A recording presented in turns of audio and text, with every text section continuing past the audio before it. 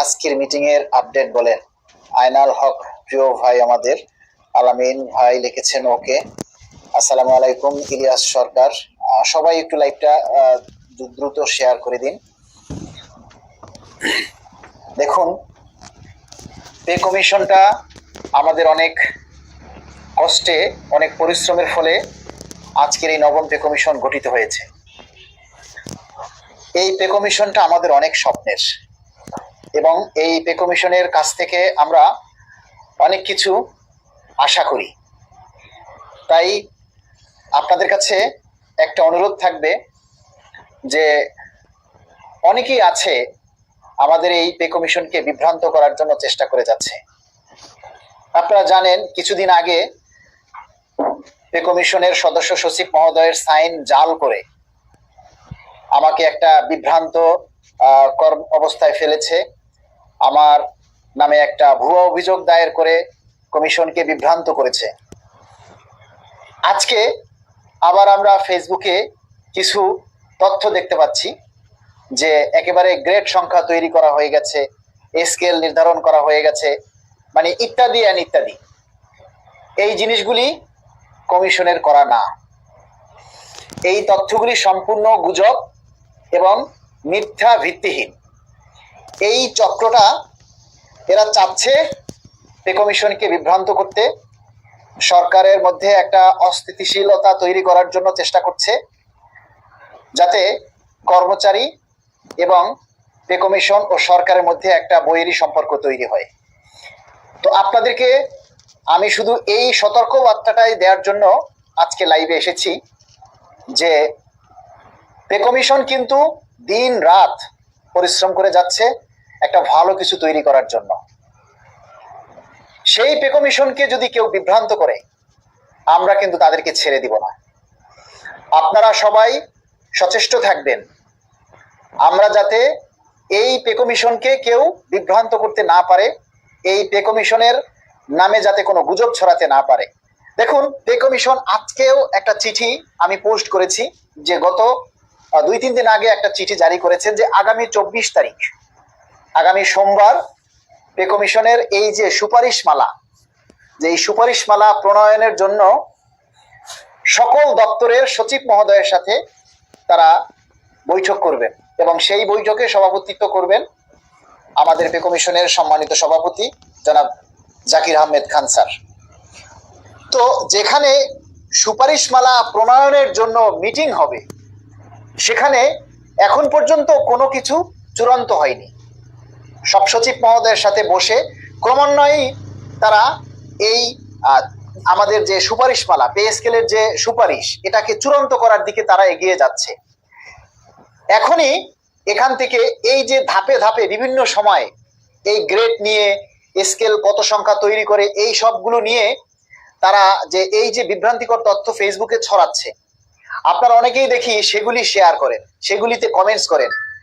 আপনাদের মাথায় কি এইটুকু বুদ্ধি কাজ করে না যে যেখানে পে কমিশন এখনো মিটিং করছে, তাদের রিপোর্ট চূড়ান্ত করেনি, তাদের রিপোর্ট জমা দেয়নি, তাহলে এই খসড়া যেটা বের হয়েছে কমিশনের যে নথি, সেই নথির যেটা বলা হয়েছে যে 15 নম্বর পৃষ্ঠার যে মানে গ্রেড সংখ্যা, কোন গ্রেডে কত কিছু, এই জিনিসগুলি যে একটা তথ্য লোগো লাগিয়ে প্রচার করা হচ্ছে, এটা সম্পূর্ণ মিথ্যা, বানোয়াট, এবং এগুলি সম্পূর্ণ গুজব।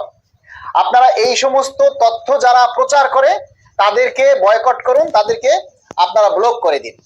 এরা চায় যেন তেন ভাবে যাতে আমাদের পে স্কেলটা একটা মানে ঝুলন্ত অবস্থায় থাকে, আমাদের পে স্কেল সঠিকভাবে বাস্তবায়ন না হয়। কিন্তু আমরা যতটুকু জানি, কমিশনের সাথে আমাদের সম্পর্ক রয়েছে, কমিশনের সাথে আমাদের যোগাযোগ রয়েছে। কমিশন কর্মচারীদের প্রতি যথেষ্ট পজিটিভ, এবং এবারের পে কমিশন কর্মচারীদের প্রতি যথেষ্ট আন্তরিক। তারা যথেষ্ট মানে পজিটিভ মনোভাব নিয়ে এবং কর্মচারীদেরকে ভালো একটা পে স্কেল সুপারিশ প্রণয়ন করার জন্য তারা দ্রুত গতিতে দিন রাত কাজ করে যাচ্ছেন। আর সেই কমিশনকে যারা বিভ্রান্ত করছে, এবং আরো একটা কথা আমরা অনেকেই দেখি লিখে বেড়াচ্ছে যে মোবাইল ইন্টারনেট ভাতা পাওয়ার সম্ভাবনা আছে। আরে ভাই, যেখানে কোনো কিছু চূড়ান্তই হয়নি, সেখানে মোবাইল ইন্টারনেট ভাতা আপনি কোথায় পেলেন? এটা কিন্তু আরো একটা গুজব। আমরা আপনাদেরকে স্পষ্ট করে বলতে চাই, যতক্ষণ পর্যন্ত নবম পে স্কেলের গেজেট জারি না হবে ততক্ষণ পর্যন্ত আমাদের সর্বনিম্ন স্কেল কত হলো, গ্রেড সংখ্যা কত হলো, অন্যান্য ভাতা সমূহ কোনটা কত হলো, এই জিনিসগুলি আমরা সঠিকভাবে আমরা কেউ জানতে পারবো না, বুঝতে পারবো না। এবং আপনারা এই সমস্ত ভুয়া কোনো কথায় আপনারা কেউ কান দিবেন না। এই জিনিসগুলি আদৌ সত্য নয়। এখনো কোনো ভাতা বা কোনো কিছুই চূড়ান্ত করা হয়নি। তাহলে ইন্টারনেট ভাতা, মোবাইল ভাতা এই আমরা যে কর্মচারীরা পাবে বা আশায় বিষয়, এগুলি কিভাবে আপনারা বলছেন? কিভাবে বলছেন একজন কর্মচারী যে তারা মোবাইল ইন্টারনেট ভাতা পাবে? আরে মোবাইল ইন্টারনেট ভাতা কারা পায়? যাদের মোবাইলের মাধ্যমে সরকারি কর্মদপ্তরতা এবং কাজগুলি পরিচালনা করতে হয়, সেই সমস্ত ক্ষেত্রের যারা যে জায়গায় চাকরি করে তারা ইন্টারনেট ভাতা পায় বা মোবাইল ইন্টারনেটের ভাতা পায়। এটা তো সকলের জন্য হবে না। তো সুতরাং আমরা এই গুজবগুলি যাতে কেউ না ছড়াই। তবে আমরা আশাবাদী যে এই ডিসেম্বরের মধ্যেই আমাদের পে স্কেল বাস্তবায়ন হবে এবং এটা আমরা সম্পূর্ণ আশাবাদী। এবং সেই লক্ষ্যে আপনারা যে যেখানে আছেন সেখান থেকে শান্তিপূর্ণভাবে আপনারা কর্মসূচি পালন করুন। সেটা জেলা হোক, উপজেলা হোক, যে যেখানে আছেন, যে যে দপ্তরে আছেন সেই দপ্তর থেকেই আপনারা মানববন্ধন করতে পারেন। আপনারা যে কোনো কার্যক্রম, আপনারা আমাদের দাবিগুলি বাস্তবায়নের জন্য আপনারা যে কোনো কর্মসূচি করতে পারেন। তবে অবশ্যই সেটা শান্তিপূর্ণ হতে হবে, কারণ আমরা চাই শান্তিপূর্ণভাবে আমাদের দাবি দেওয়াগুলি সরকারের কাছে তুলে ধরতে। শান্তিপূর্ণভাবে আমরা আন্দোলন করে শান্তিপূর্ণভাবেই আমাদের দাবি আমরা বাস্তবায়ন করব। কেননা একটা কথা মনে রাখতে হবে, আরে ভাই আপনার চাকরি আগে, তারপর হলো পে স্কেল। তা আপনার যদি চাকরি না থাকে তাহলে আপনি পে স্কেল দিয়ে কি করবেন, তাই না?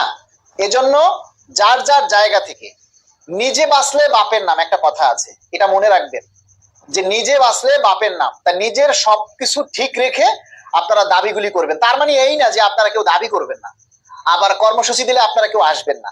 আপনারা যার যার জায়গা থেকে আপনারা আপনাদের দাবির কথাগুলি তুলে ধরবেন।